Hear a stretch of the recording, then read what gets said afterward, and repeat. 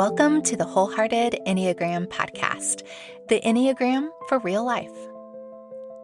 Here is where you'll find conversations where faith meets story and strategy for lasting transformation. I'm your host, Payge Wicks, here to help you find wisdom and wholehearted rhythms for moments that matter most. Whether you're learning your type or deepening your spiritual formation, these conversations will remind you that the Enneagram shines a light, but Christ is the transformation.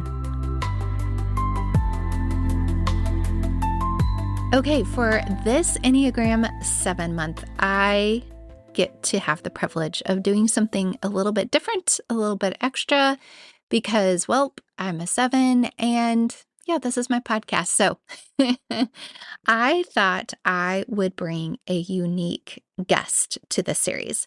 And today's guest is bringing not only her formation work that she's done, but her Enneagram 7 perspective and a unique perspective of using the Enneagram and even some of her spiritual formation work as a college student. So today I'm so excited to have my daughter, Payge, back on the podcast for a follow-up conversation that really we started 2 years ago. Payge, I'm so excited you're willing to do this with me today. I am so glad to be back. I can't believe it's been 2 years already. That blows my mind. I know, it has gone by fast, and yet there were some moments that did drag on. Yep. So tell me a little bit, sit with us again and invite us into what you've learned maybe about yourself over the last 2 years, or kind of bring us up to date where you thought you were 2 years ago and where you are now in your Enneagram journey. I think I walked into this new season of life as trying to debate between whether I was a Enneagram 7 or an Enneagram 6.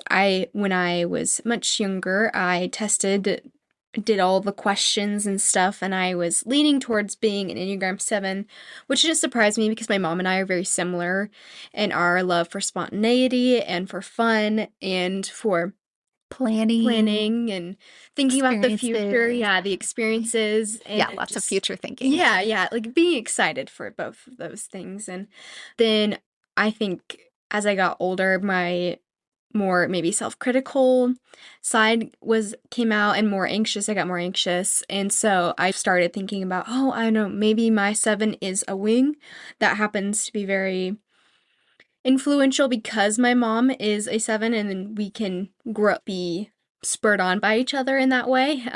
Yeah. And so I started questioning that, and it's been very interesting to see and experience myself and my personality independently without my family, without my mom, and kind of discover who I am in the season of growth and new challenges and new adventures. And I definitely have come back to that wondering, like that 7 identity. I wouldn't say identity. I guess identity of like 7 lens. Yeah. Yeah. Mm-hmm. The 7 lens of feeling like maybe my 6 wing is a very, very strong wing, but it is not something that totally defines me. And going back to my love for the next thing and the future and excitement and planning of the next fun thing and spontaneity, and also just loving the adventure of different experiences. But also my 6th side is strong enough where I do find myself being too nervous to do something too crazy, or say it past my old grandma bedtime, and keeping myself from those experiences, but learning to grow in my 7 personality and experience those and just take the moment to do something fun. Even if I don't fully want to, I'll never regret it, and kind of like living in the moment and doing something different. As we continue to unpack the 6 or 7 conversation, which I know has been a funny meme as of late. We're starting to go in the sunset era of the 6-7 joke, yes. But the question is real, and there's been a lot of awesome opportunity for you to have the reflection and get a little bit more inquisitive and curious about your lens or your motivations and fears and all of that. But real quick, give us an update as well, personally, where you are in the college journey, some general feelings. We're going to ask some advice questions later on in the conversation, but give us a little personal update where you are in your college journey and some of your current plans based on maybe what you thought you were going to do a couple years ago. Yeah, so I just finished my junior year of my undergrad. I'm now going to start my senior year this fall, which blows my mind. I did a year in high school, which I would recommend to anyone if Yes, they a are year still of dual enrollment. yes, dual enrollment in high school, because that knocked out a whole year for me, which was so great. Yeah. But yeah, I am still doing GCU and loving it so much, and just grateful for all the things that I'm learning and continuing to be further inspired in my passion for psychology, and then in the end counseling, and just loving my professors and the classes and the things that I'm learning, and also interesting in feeding this love for counseling. And then I had originally thought I was going to maybe do some marriage and family therapy, mental health counseling with the emphasis in that.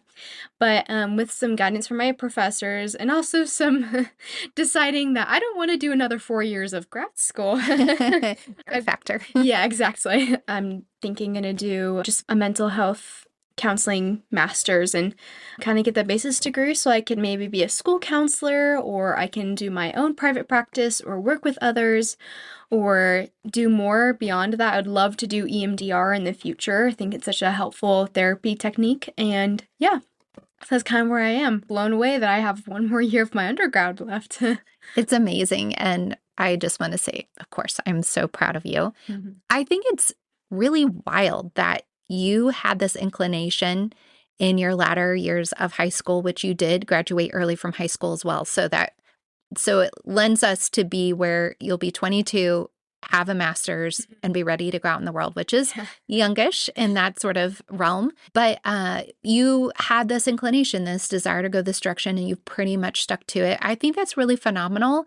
I think it'll be fascinating to watch this unfold, or even see how it manifests exactly from a 7 lens. It's not typical to have this innate desire and clarity at your age and then to be continuing to go for it. So I'm curious, because that is a trait that a lot of 7s are known for, which is, I should back up and say, consistency and sticking to it and a follow through is not a trait that a lot of 7s are known for. So how do you think you defy the odds, or what is it about the Enneagram 7 that you see has actually contributed to your staying power and how you've gone about this journey? Because I know there's a lot of different elements that I see, but I'd be curious to hear your point of view. Yeah, it's not like, I definitely haven't thought about other things for sure. I at one point thought about forensic psychology and going Which sounds so cool. Yeah, it would be really cool. It'd be a lot, but it'd be super cool. But I think in the idea of, not wanting to be limited, which is something I do find myself struggling with. I think psychology was enough of a umbrella like degree. It opened up enough doors for me where I felt like if I did that and I enjoyed learning about personality and the brain and the human interaction with one another and within themselves, and if I found that interesting, I could do basically whatever I wanted if I got a master's, because psychology is not a good degree just to have. You don't It's not very employable just there. Yeah. Yeah, you typically don't stop there, and you often go to master's, which means more money and more education. But for a nerd like me, I don't mind that. So 7s can be nerds. Yeah, exactly. Both of us are proof. Yeah. But I think it was just the idea that I knew if I did not enjoy what I was doing, if I knew that my options were not limited, I could take on and commit to this. And I think the Lord has continued to clarify and to confirm things for me, but also just the flexibility of my degree and of GCU in general too is what keeps me not feeling like, oh no, am I being backed into this? Am I going to be stuck in this degree? And am I wasting money on something I'm not going to want to do or love to do or make money from? So Good. Yeah, I think that was like the main thought for the main answer for that question was, I think psychology is enough of an open degree where I didn't feel limited, and the idea of not wanting to be limited is a very, it's such a hard thing for me. Yeah. It made the staying more palatable, Yeah. and from that desire for knowledge in the realm of not as much as a 5 has a quest for knowledge to be able to have all the information or not being seen as inadequate.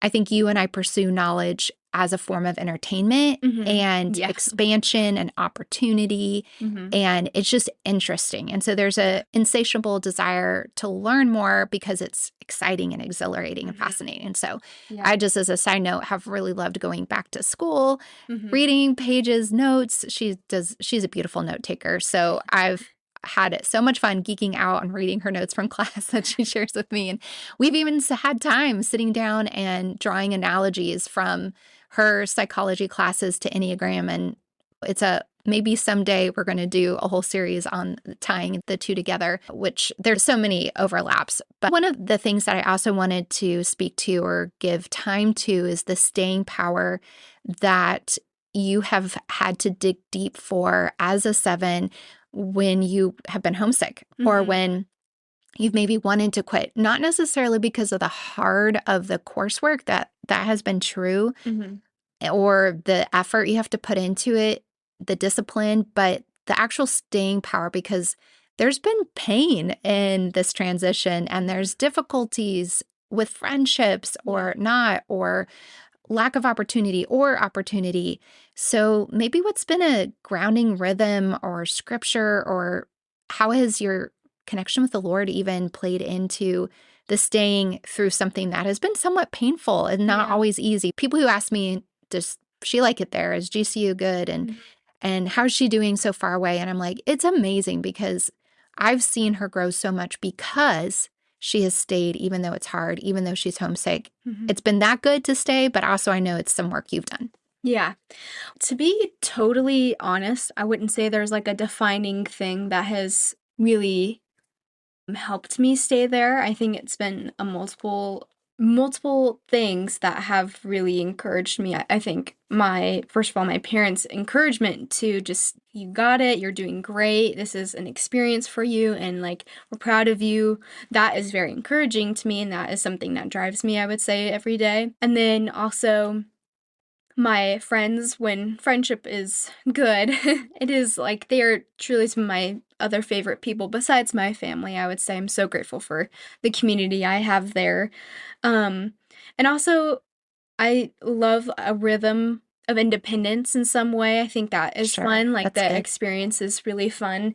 If I pretend that I'm not 18 hours away from home, True. then that helps. But also, I would say my mom and I text basically every single day. And Almost, yep. she keeps me updated with the family and all the things. And so I still feel like I'm a part of the life at home, which helps a lot. For whatever reason, still feeling like I'm a part of something at home helps keep me grounded and like, okay, I have something at home that I know, and I have purpose. And if I'm feeling frustrated about something at school or whatever, I know that I have Interesting. so there's something about that that's driving Yeah. of like, I think it's almost the idea of FOMO of like, I don't want to miss out on what's here. So you keeping me updated, or me feeling like I'm still a part of the family in some way, even though I'm like 18 hours away, is a very driving thing of like, okay, I can not worry about missing something important at home. My mom will tell me, my sister will tell me, my dad will tell me, like, I can still feel part of it. Obviously, I might not be there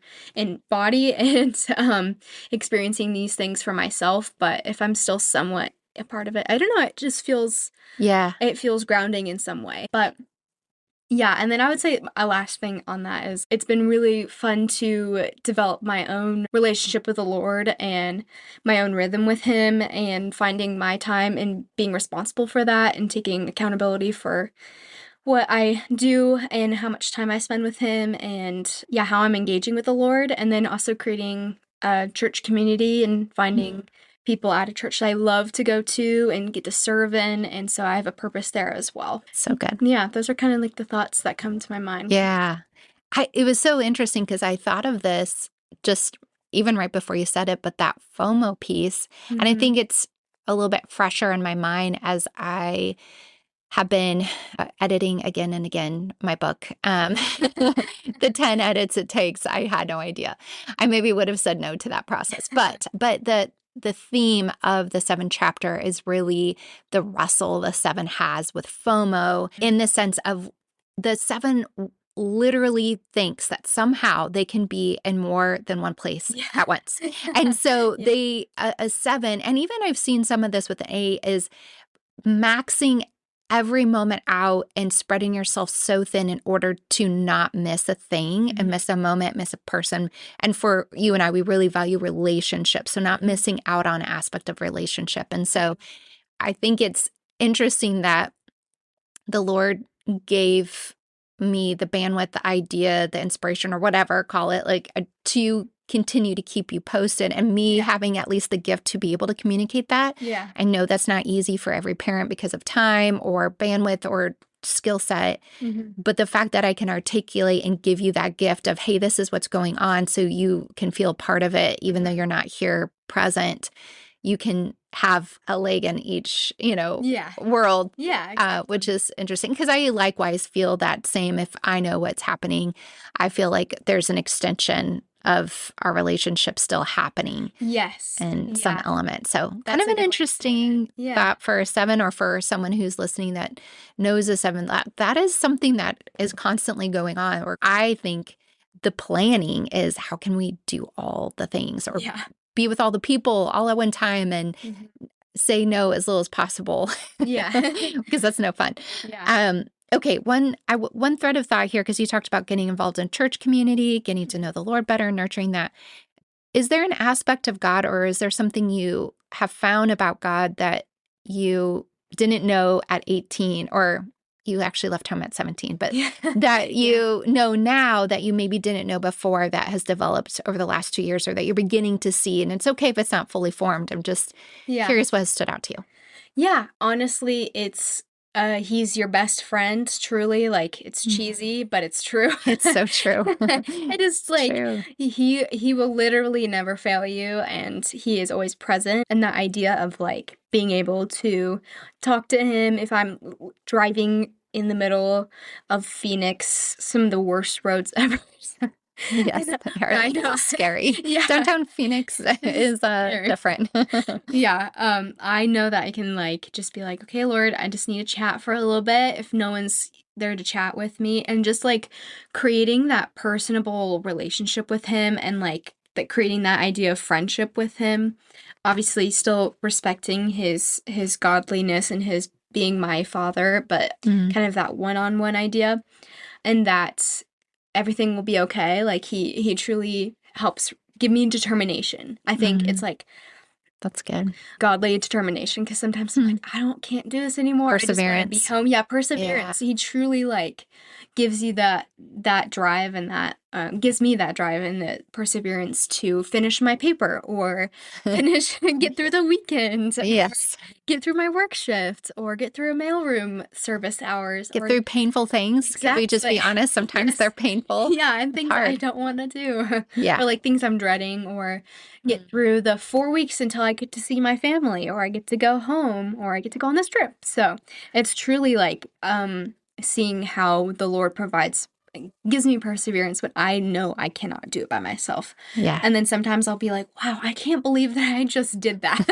And then I was able to knock this paper out in 2 hours, or that I was able to wait 4 weeks and not dread every second trying to like wait for the last minute, because I often find myself just waiting for the next moment and forgetting and wasting those other moments. So, wow. Yeah, I guess that's That'll preach, daughter of mine. I almost called you sister, because I'm sorry, yes, I do. Okay, talking about roommates, friendships, I would just like to say, the power of a praying parent is this: not everything that you pray for pans out how you want. This is an answered prayer that was above and beyond what I could ask for or imagine. And that was your original group of roommates. There has been a little bit of change here or there, nothing horrible. It's just been different. But you started out with girls who had similar values, beliefs, faith in the Lord, relationship with the Lord, who weren't too crazy one way or another. And you guys formed a really quick, fast bond. I even think about moving you in, and we were emotional wrecks, but it was so relieving to see the immediacy of which they grafted you into their little family of 3 that had already friendship from high school. Yeah. So there's been a lot to navigate in all of that. But I think particularly I wanted to say praise be to God, because he put you in a very pleasant place. That was such a gift. But what has been surprising about your 7 wiring in context of friendships, relationships, roommates? What maybe have you even learned that might be different than what some people assume Enneagram 7s do or think or feel? Yeah.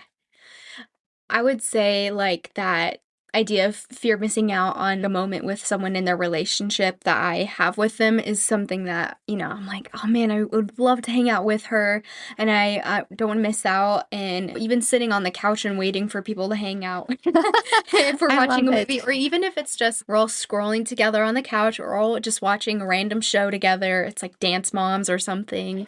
Like that, those moments of, not wanting to miss out on time together.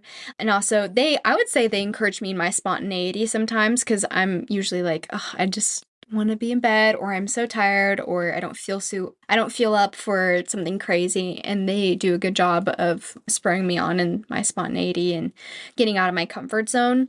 And they honestly make me more adventurous, which is something I'd be surprised at, because I maybe typically am more the adventurous person. Like for my friends at home that I had in high school, Yeah. I was more the adventurous one, but they definitely they overshadow, or they outshine, and it makes me even more spontaneous and more adventurous, and helps me try new things. And yeah. Yeah. I think that speaks to the desire for security for a 7 in a different way that maybe is not always seen, because I think it's true. Here at home, you have no problem being adventurous, and you're not an extrovert. You're more of an introvert, but it's safe. It's familiar. There's security. There's a comfortable landing place here at home to come back to. Whereas in Phoenix, your roommates are all from Phoenix. So they know the area. Yeah. They've grown up there. It's familiar. They have their homes down the road. Yeah. It's not as insecure as it probably feels for you. So I bet that plays onto it, and it would be a little bit different. I know Enneagram has had its moment, and it's been a fun tool on Instagram. And so a lot of your peers are familiar with Enneagram and have some idea of it. It's not totally unfamiliar. It's obviously one of many self-awareness tools, and depending on your field of study or your professor, you may have a college student will typically do some sort of personality assessment. Yes. Obviously, you and I love Enneagram at a large scale. 6 Working Genius has also been incredibly helpful as we've gone through this process. What advice would you give, or what insight do you have to offer about using self-awareness tools or staying awake to your motivations and desires? How has that served you as a college student, and why would it be valuable to invest some time that way? Yeah, well, obviously, as a future psychologist or counselor, I take all of those tests. So I definitely hear a lot about why I do things or why I am the way I am. But honestly, those tools are very helpful, because I'm learning not only how to interact within, in my brain and how I respond to things, but also how other people respond to things. I'm not typing people left and right, or like especially my friends. I'm not going to do that, but it's helpful to know how I respond to them, or why I'm responding to this, and conflict, because it will happen with other people. If you live that closely, it's bound. Exactly. If you live with someone, it's bound to happen. But I think being self-aware enough to know if I made a mistake in a relationship, or how I talked to someone, or how I acted with someone, and being able to own up for that is really helpful, because it continues to keep a relationship very healthy.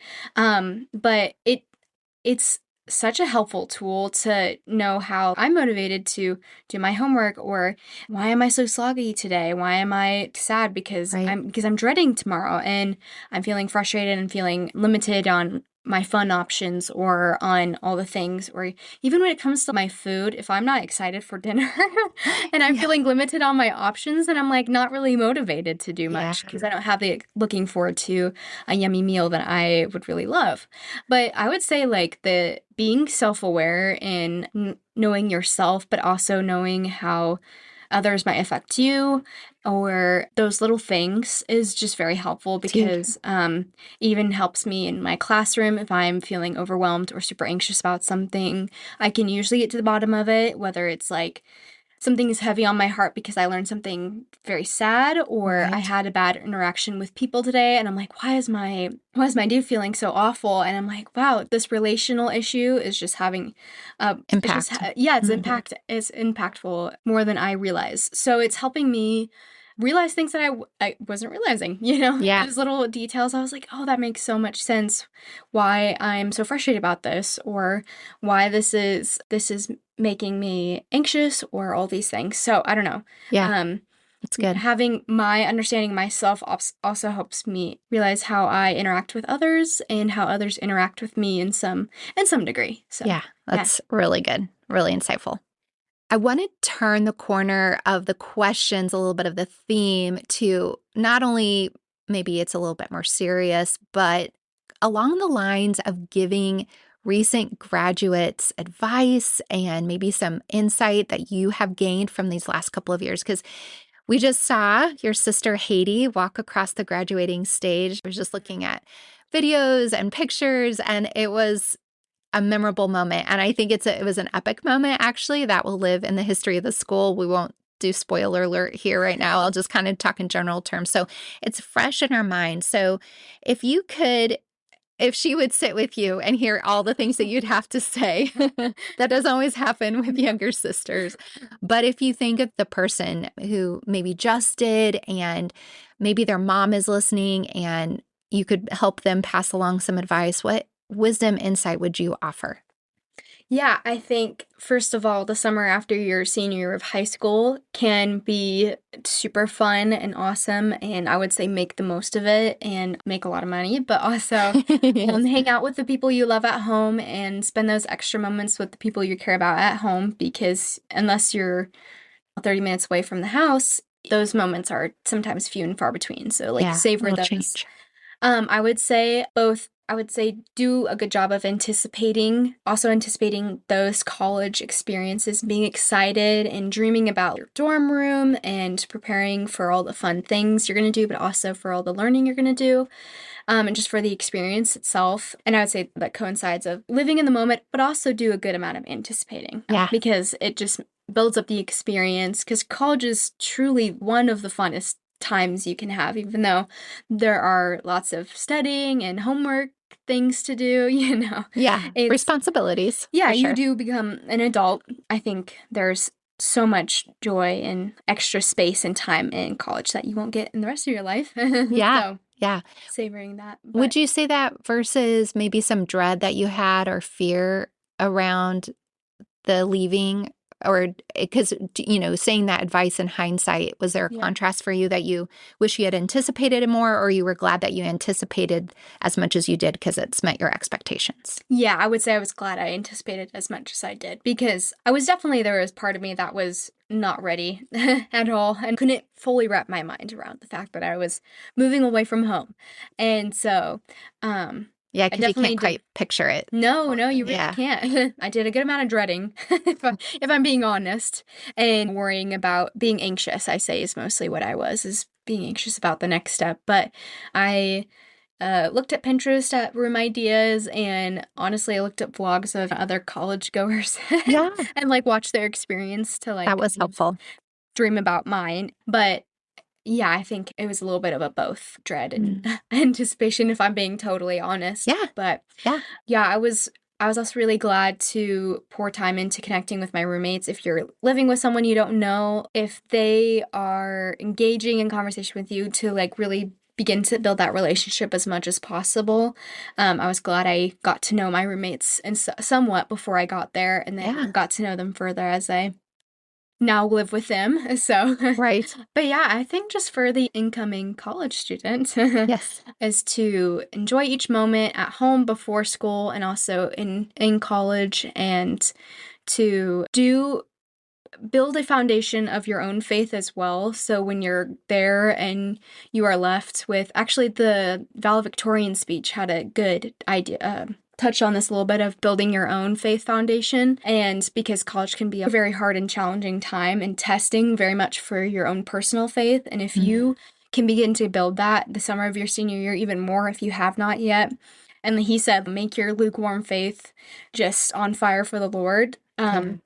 I think the summer and continuing to do that is really healthy and helpful, because then you have that foundation to stick on. If you are lonely, you know who to turn to, Mm. because you've had that trust and relationship built with the Lord between you and Him. And if you are tempted or struggling with your school work, whatever, having that built relationship and something to you can lean on if your parents are not close by is truly something I'm grateful for. I felt like in the middle of high school I started to really invest more time in my relationship with the Lord. I am definitely not perfect with with that, but I think leaning into the relationship with the Lord as you step into the next chapter is just so important, and it's not valued enough, I think, or not emphasized enough. That's so wise.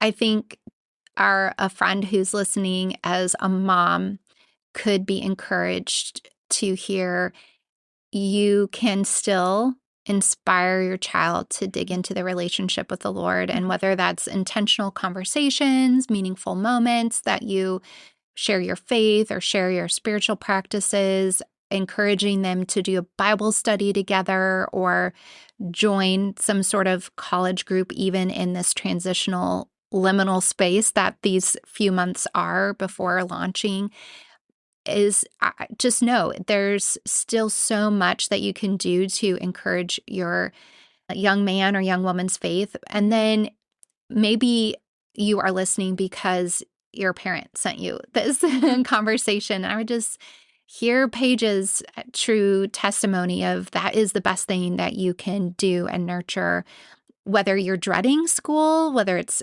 fearful, whether you can't wait, or a mix of all of it. That is going to serve you really well. So, well said. All right. Any last advice that you would like to offer or encourage us as we wrap up this conversation, whether it's are you 6 or are you 7? That's part of it, or just thinking about what you've learned these last couple of years, and just leave us with that last thought for today. Yeah. I would say it's been such an amazing experience to grow in who I am as my own independent self and my own, not that when I'm at home, my parents are controlling all of my thoughts and actions and whatever. Like, I'm my own I person. hope not. But the idea of being not truly alone, but alone and figuring things out mostly for yourself is so formative. I'm so grateful for the experience, even though I had to give up time being at home and being close to my family, listening to Lord's direction of where I'm supposed to go and where I'm supposed to be and doing, and how I am as an independent person has just been very eye-opening for just understanding who I am and growing to be better and taking on the future, because it's very, very close, and getting a big girl job and all the things. But yeah, it's truly an amazing experience, and I know better now that I am in Enneagram 7, but my 6 swing still is a very impactful part of myself and influential. It's truly a beautiful new chapter that everyone can step into, and our incoming college students can step into and discover something the Lord has for them in their future.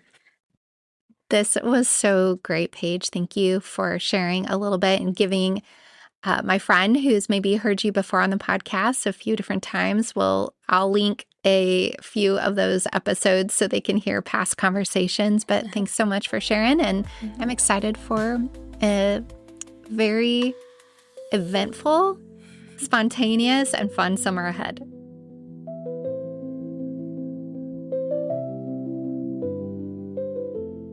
Thanks so much for joining me for the Wholehearted Enneagram podcast. If this conversation spoke to you, please share it with a friend. You can also visit simplywholehearted.com to take the free Enneagram quiz and also get your personalized podcast playlist specific for your Enneagram type. And remember, friend, your starting point doesn't have to be your stuck point.